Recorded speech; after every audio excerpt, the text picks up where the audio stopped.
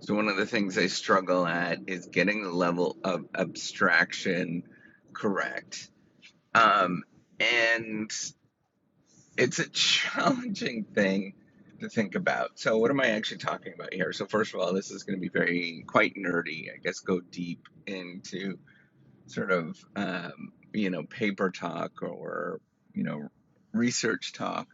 And what I'm talking about is the level of abstraction is looking at the thing that you're looking at and then thinking about or coming up with um, the right sort of generalizability for the thing that you're looking at. And I think a lot of people in the domain um, can't really see that there's levels of abstraction. It's pretty interesting to sort of see this, but it's really thinking about like if you had a microscope um, and you're able to zoom in and out of this microscope, that you would sort of pick different ways to look at this particular phenomenon based on how narrow you're actually looking at that particular phenomenon on using a microscope, right? So you could look really nitty gritty or you can look sort of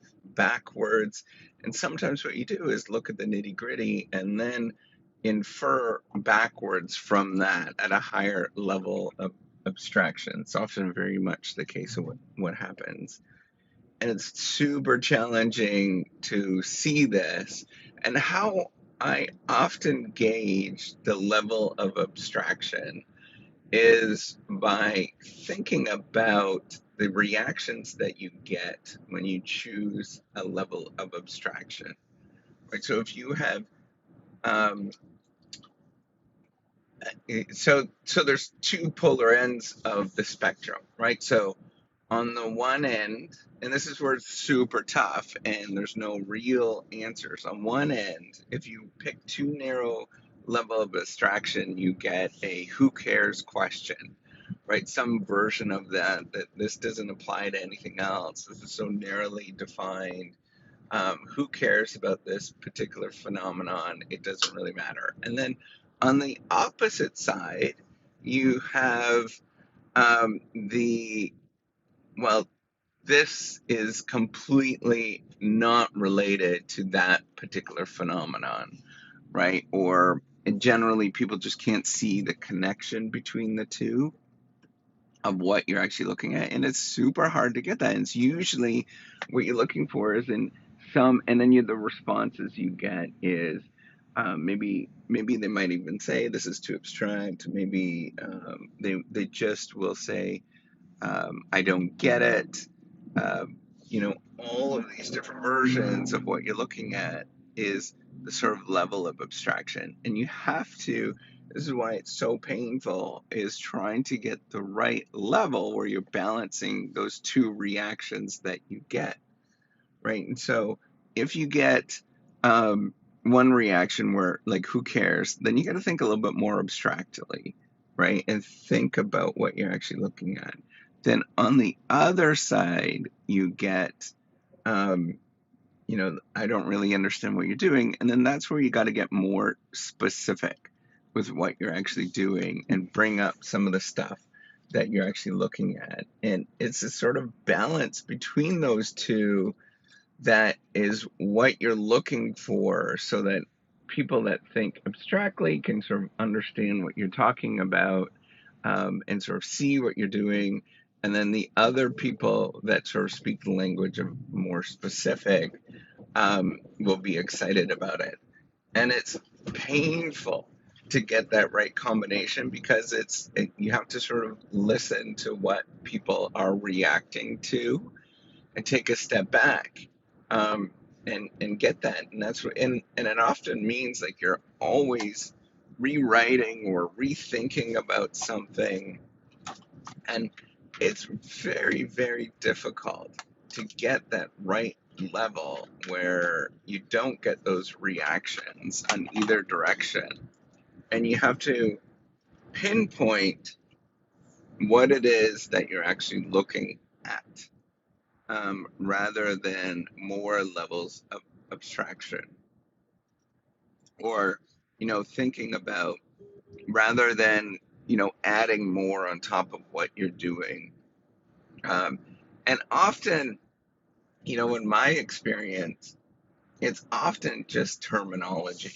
Like the basics of it doesn't change, but you have to change the terminology slightly to match what it is that you're actually talking about. And I think a lot of people don't really understand that that part is actually kind of the easier part. And it's somewhat frustrating to sort of see, um, how to actually communicate what you're looking at. So then you have to just play around with it until you minimize reactions. And it's super hard to do that because you're gonna get reactions from all dimensions, and get people sort of uh, emotionally charged, I guess, in all directions, and you're just kind of stumbling around in the dark. And that's usually the hardest part, is where you're stumbling around in the dark for a long time, and there's not really a right answer with that other than just more stumbling, more in the dark, and thinking about what you're trying to do. And I'm trying to like walk through, if I was to do this in a rational way, what would I do?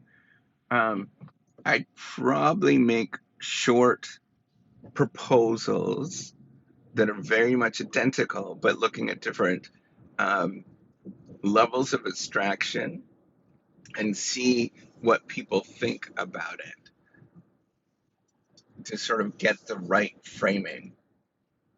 Um, but that's a very rational way, and I don't think that you would get very good responses in either direction in terms of what you're actually looking at. I think there's just a lot of fiddling around and trying to find what it is that you're actually looking at, um, until it sort of resonates. And if you have people that are helpful, they will help you.